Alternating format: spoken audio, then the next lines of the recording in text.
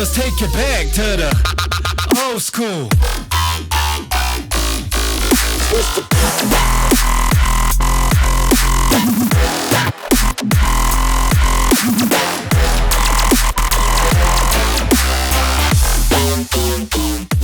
All right, hello everyone, and welcome to another episode of the Launchpad with Lvnding. I'm your host, Grant Soffer, and today I am with Aaron Wright, better known by his DJ name of SoDown. Aaron, how you doing? Yes.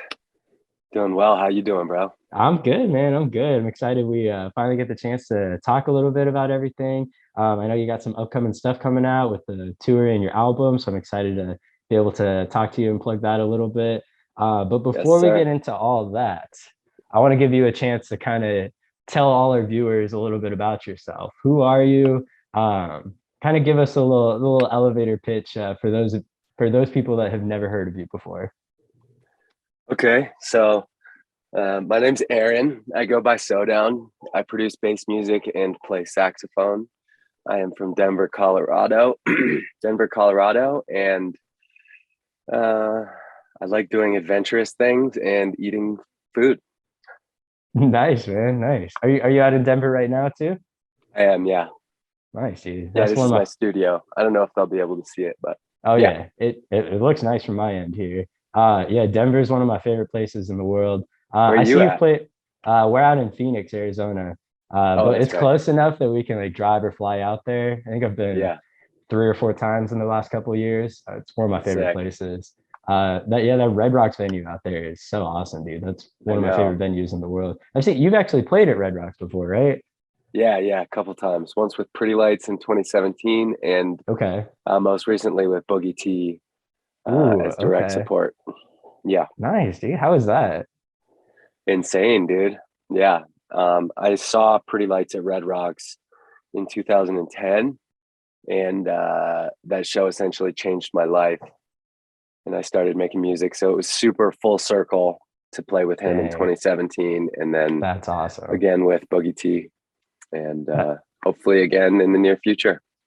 Hopefully soon, man. Hopefully. If I see your name pop up on a lineup out there, I'm gonna be sure to mark that on my calendar as one to go see. So is Red Rocks the best venue you've played at or coolest venue you've played at? Yes, 100%. Yeah. The Gorge is also really amazing, but Red Rocks just has a special place in my heart. Yeah, especially from being out there and everything. And you said you saw Pretty Lights out in 2010.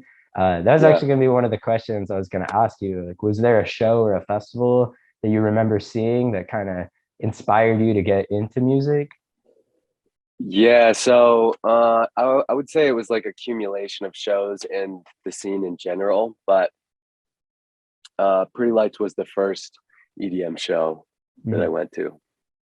Nice, man. Nice. Or dance music show, whatever you want to call it. Okay.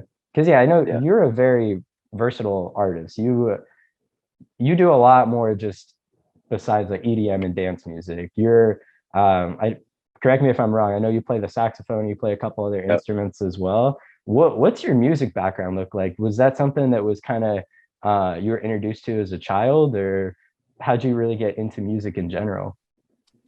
So I always played music as a kid. I played drums and cello and piano and guitar as a kid, and then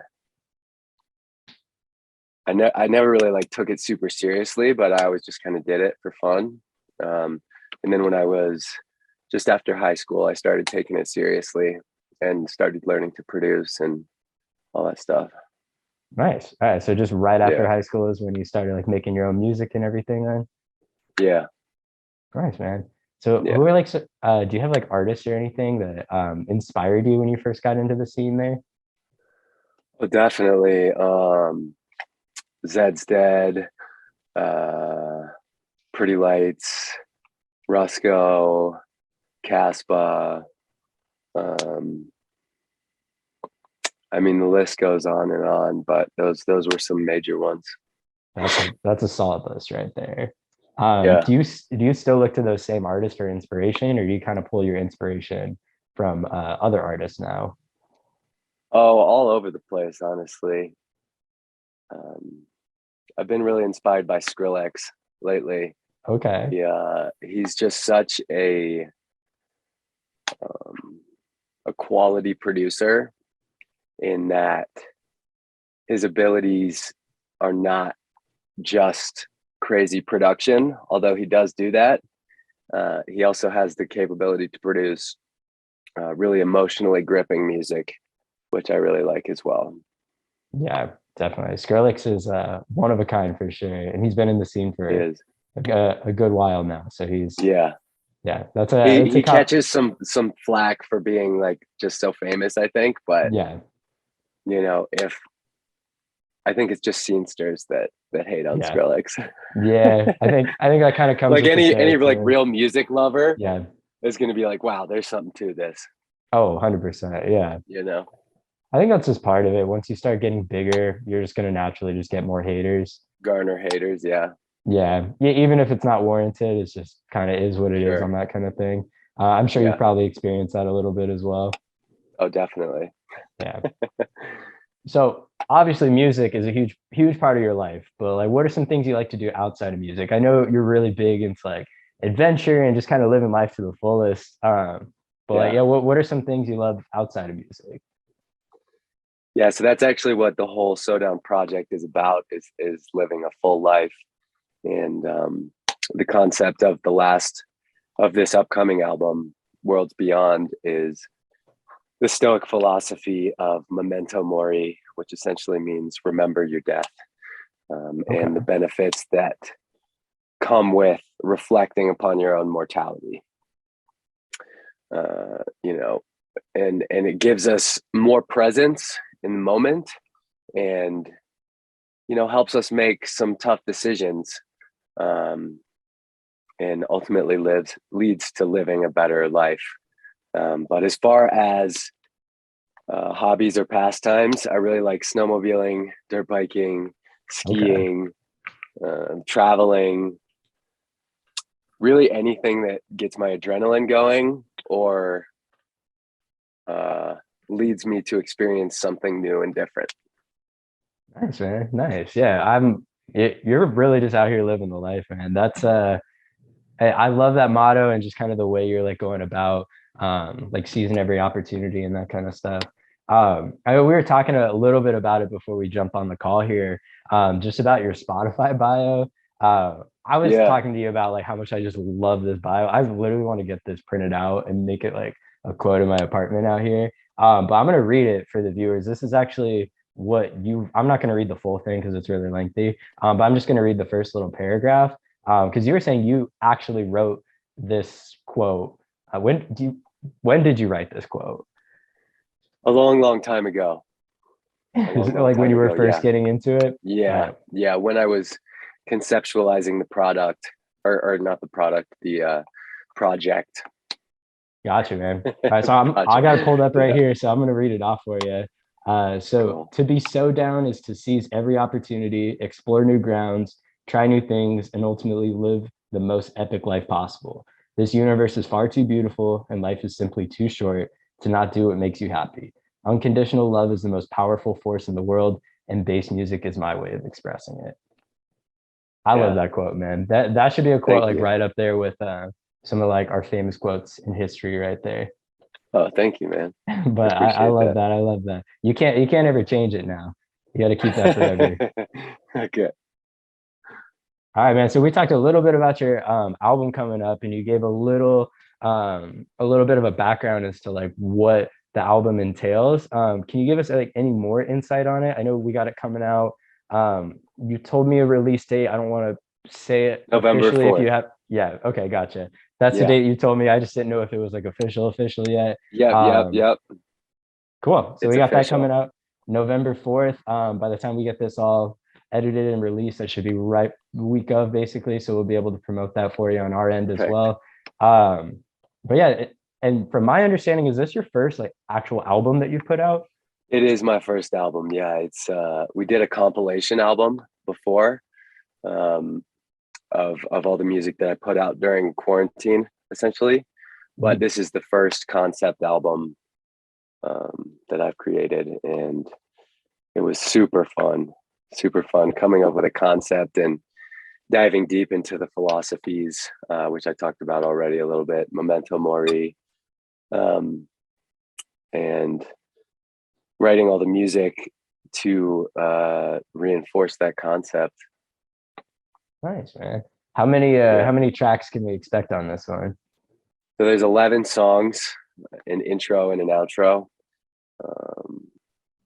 And there's a variety of different styles on it, everything from bangers to more emotive songs, philosophical and introspective songs, and then some like wild card experimental tunes as well. Nice, man. And I'm assuming it all flows really, really well together. Yeah. Yeah, I'm just the way you're talking about it. I'm so excited to give it a listen and hear it all out. Hell yeah. Oh yeah. All right, so we talked a little bit about what you like doing outside of music, but let's say music was never a thing. Like music just doesn't exist. We all just have to listen to silence all the time. There's no world of festivals or shows or DJs, producers, none of that.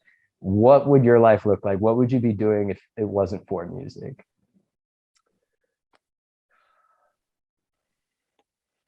I'd probably be a pro skier. A pro skier? Okay, nice. Yeah. So I'm assuming I had a few dreams when I was a kid, and being a pro skier was one of them. Being an artist was one of them, and being a race car driver was another one of them. Specifically, rally racing.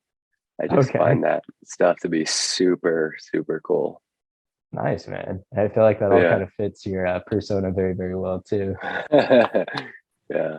So I'm assuming you like skiing more than snowboarding then? I love both, honestly, but I grew up skiing, and I started snowboarding when I was like probably 15. Okay. But yeah, predominantly a skier. But since I bought my sled, my snowmobile, I've been mostly snowmobiling. That sounds so fun. That sounds like such a good time. Insane. Where do you usually go for it? Well, I'm obviously out in Denver, but like we normally go to a place called Rabbit Ears Pass, which is the pass near Steamboat. Okay. And it's basically a bunch of wide open fields and mountains, and it's like ultimate freedom because you don't have to stay on the trail, so you can go wherever you want. Oh, that's nice. Which feels really, really good. What's it called again? I'm gonna write it down. It's called Rabbit Ears Pass. Rabbit Ears Pass. Okay. Yeah. Yeah, I'm definitely writing that down. Yeah. Yeah, I'm trying to plan a trip out to Denver again pretty soon, and I want to do all that fun stuff again because the last time I was out there, I didn't get to go skiing or snowboarding or anything, and I want to like be able to go do that stuff again. Yeah, definitely go sledding. It's a once in a lifetime experience for most people. Sounds like it, man. The way you're describing it too, it sounds fun. Yeah, it's like floating on a cloud on a rocket ship. Floating on a cloud on a rock. Okay. That sounds literally amazing. That sounds like being in heaven pretty much. That's awesome, it's dude. so amazing. I love it. All right, man. So you got your tour coming up too. Walk us through the tour. When's the tour starting? So the tour already started. Playing? The tour already started. We started in Chicago and Burlington. This weekend we have Seattle, Minneapolis, and Grand Rapids, which this will come out later, so that'll already be done. But we're going everywhere around the U.S., every quadrant of the U.S. I think it's 26 shows. And then we got Ember Shores with Millennium in Mexico. Oh wow! And Freaky Deaky for Halloween. Nice. So we're going around playing all the new music, new live show, new visuals. That's a great exciting. Time. Any like festival or venue in particular that you're very excited for? I mean, Ember Shores is always amazing. Yeah. You're literally playing on the beach. With the crystal blue water in Cancun, and we go and hang out. I did it last year as well. We go and hang out and do a bunch of adventurous stuff like scuba diving and jet skiing. And Nice. yeah, just So enjoying life. do you make a full weekend out of it every time you go Oh there? yeah. As you should. That's kind of the way to do it. Yeah. I love it, man. Yeah. I love it. Sounds like you got a lot of exciting stuff coming up here. One question I did want to ask you. So at Moonlanding, we're really big on gratitude and just being thankful for everything we've been blessed with in life. So with that, Absolutely. what are some things that you're particularly thankful for or grateful for? Oh man, what am I not grateful for? I am incredibly grateful for my parents and my family. I was very blessed to have a very loving and caring upbringing and a very supportive family and friend group. I'm very grateful for this music and the muse and the creative energy that flows through me, as well as the opportunity to have the career that I have doing what I love. It's awesome, man. Yeah, we got a lot to be thankful for in life. So I'm happy that you have all those things to be thankful for as well. That's great. Yeah. What are you thankful for? All the same things you mentioned, man. Having a supportive family, supportive friend groups, to be able to do cool stuff like this in life, to be able to sit down, talk with awesome artists like you. It's a once in a lifetime kind of thing that not everyone gets to do. So got to be thankful for everything that comes up in life, man. There's a lot to be thankful. The harder question is what you're not thankful for, because that's where you can struggle to come up with actual things there. Yeah. But it's important to reflect on what you're grateful for, though, as well. Yeah, no, definitely. Especially, I feel like people really only think about that when like Thanksgiving and things come around. But with Moonlanding, we try to do that full year round and try to ask that with every artist that comes around and we get the chance to talk to as well. I love that. All right, man. So pretty much wrapping up here. Is there anything else that you would like to plug or like to talk about that you have upcoming here? No, just the album, the tour, and thanks for listening.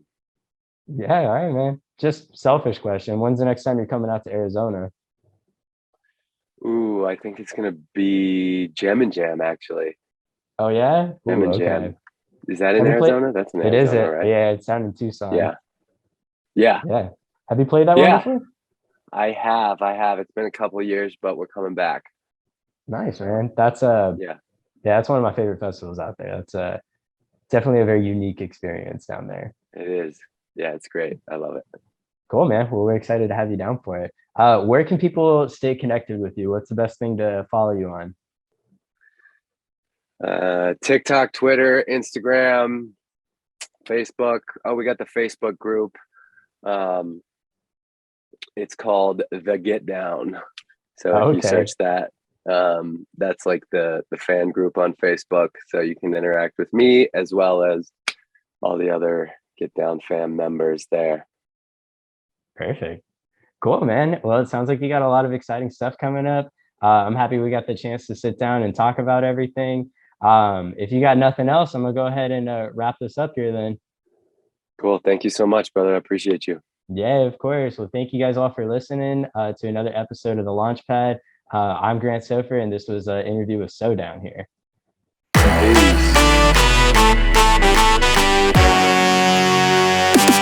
Old school.